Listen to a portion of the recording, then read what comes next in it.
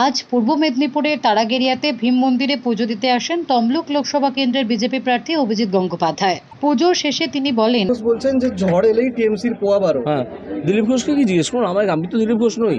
যা বলেছেন তিনি নিশ্চয়ই তার ব্যাখ্যা দেবেন, এবং দিলীপবাবু অত্যন্ত ভালো মানুষ, এটা জেনে রাখবেন। স্যার আরেকটা শেষ প্রশ্ন, যে নিশীথবাবু বলছেন যে বামপন্থীদের পার্টি অফিস কে বলছেন? নিশীথবাবু বলছেন যে বামপন্থীদের পার্টি অফিস যেখানে তৃণমূল দখল করে রেখেছে সেখানে নির্বাচনের পর বিজেপি সেই পার্টি অফিস খুলে দেবে। দিলে দিতে পারেন, তাতে কী আছে? একটা গণতন্ত্রে তো এটাই উচিত। কেন সিপিএমের পার্টি অফিস দখল করে রেখেছে তৃণমূল, সেটা আপনারা খোঁজ করুন। এটা তো করার কথা নয়। কেন দখল করে রাখবে? সকলেরই তো গণতান্ত্রিক অধিকার আছে, তাই না? রাজনৈতিক দলগুলোর প্রচারের অধিকার আছে। তো তৃণমূল তো এর আগে ভোটের পরে প্রচণ্ড সন্ত্রাস চালিয়েছিল বিজেপি কর্মীদের ওপর।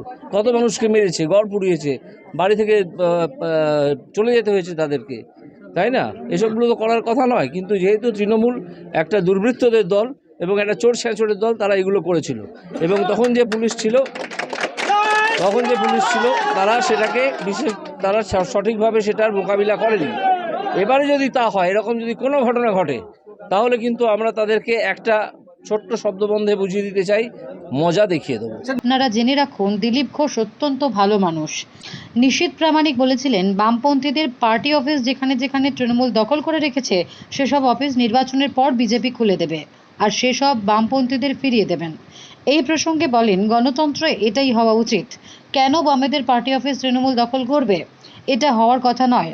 তৃণমূল আগের ভোটের পরে প্রচণ্ড সন্ত্রাস চালিয়েছে বিজেপির ওপর। কত মানুষের ঘর ভেঙেছে, কত মানুষের ঘর পুড়িয়েছে। তৃণমূল দুর্বৃত্তের দল, চোর ছেঁচড়ের দল। তখন পুলিশ প্রশাসন ছিল, তারা সঠিকভাবে মোকাবিলা করেনি সেই ঘটনার। যদি এবারে সেই ঘটনা পুনরাবৃত্তি হয় তাহলে মজা দেখিয়ে দেব।